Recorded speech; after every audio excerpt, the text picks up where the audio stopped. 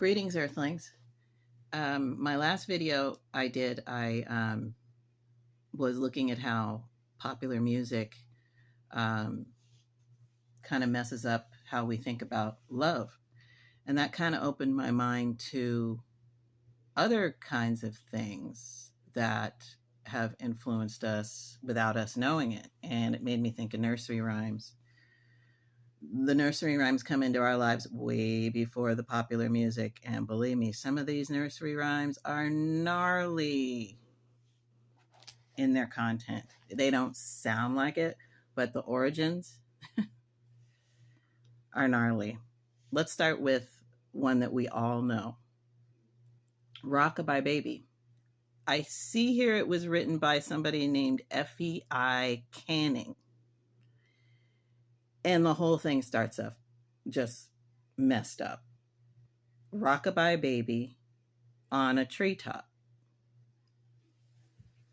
Now, what kind of negligent parent would leave a baby on a treetop?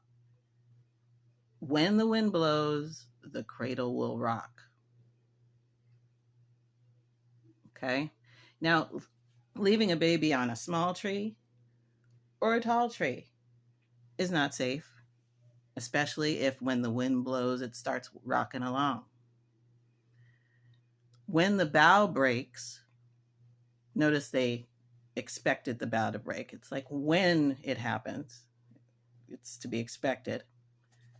When the bough breaks, the cradle will fall. They make it sound like it's no big deal that a cradle with a baby in it is going to it's going to fall off a big tree. And when the bough breaks, the cradle will fall. And down will come baby, cradle and all. What kind of shit is that to sing to your kid? No, when when my kids were small, I did sing this song to them, but I changed the lyrics.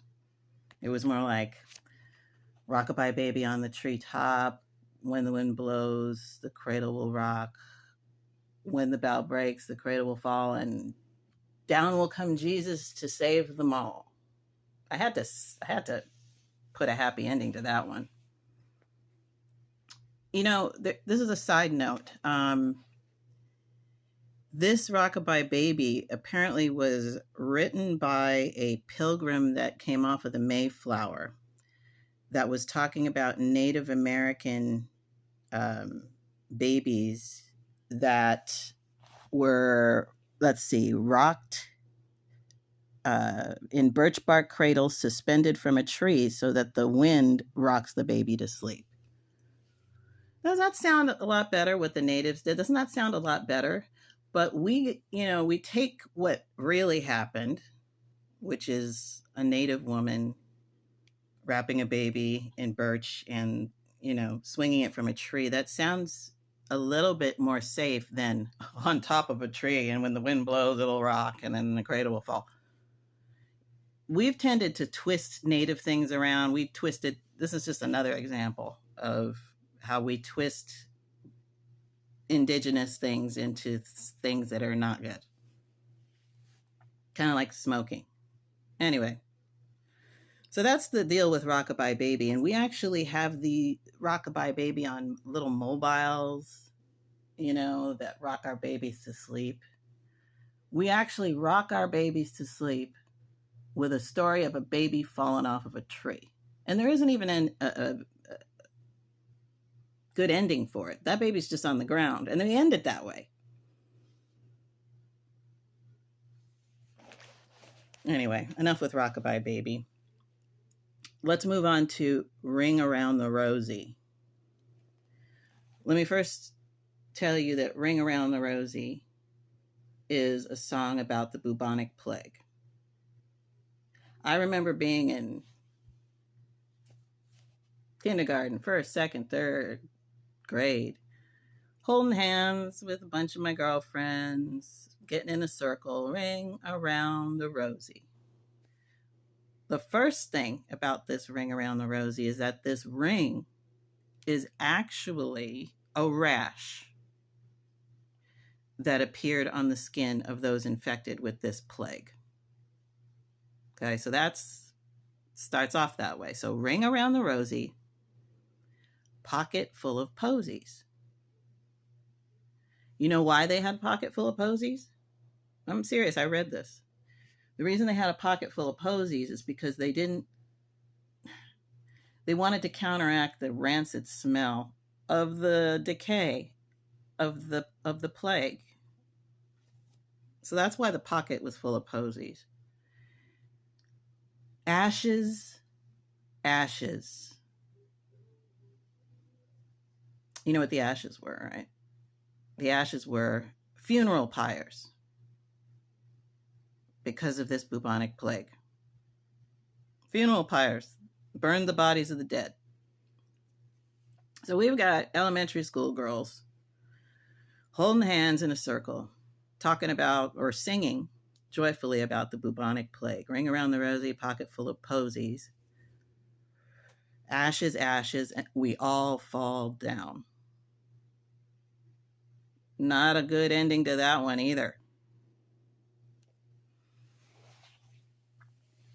I just wonder, the reason I'm making this video is like, I just wonder if some of these words get into kids' subconscious, or we just, it's not even just that, we just sing things and say things and we don't even know what they mean. And kids, little kids should be singing about other things besides the bubonic plague and dropping babies on the ground. And I'm going to end with this one. Little bunny foo-foo.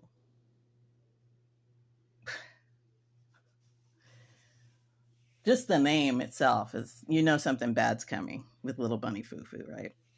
Little bunny foo-foo hopping through the forest. That sounds kind of cute. Little bunny foo-foo hopping through the forest. Picking up the field mice and bopping them on the head. You know how this goes. Little bunny foo-foo hopping through the forest, scooping up the field mice and bop them on the head. And down came the good fairy. And the good fairy said, little bunny foo-foo, I don't want to see you picking up the field mice and bopping them on the head. That's all she's got to say. She's a good fairy and she's saying, I don't want to see you do it. Instead of calling the ASPCA or the Humane Society on this little bunny foo-foo abusing animals. Kids shouldn't be singing songs about bopping little bunnies on the head or little field mice on the head. Maybe little bunny foo-foo needs to be bopped on the head because little bunny foo-foo is aggressive. My point, folks, we say things, we're taught things, and we don't know what they're about. Sometimes, and you know, there's probably 100 other nursery rhymes that are like this. I just decided to pick 3 that hit me the most. But whatever you do, don't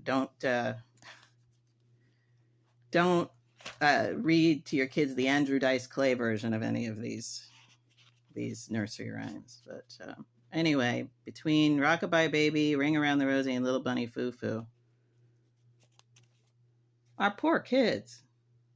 My gosh. Think about it, folks. I'm going to sign off. Subscribe to my damn channel. Like and subscribe. And research your nursery rhymes before you sing them. Because they are weird. And they're being sung to little kids. Ugh. Anyway, I'll talk to you guys later. Like and subscribe. Love you. Bye.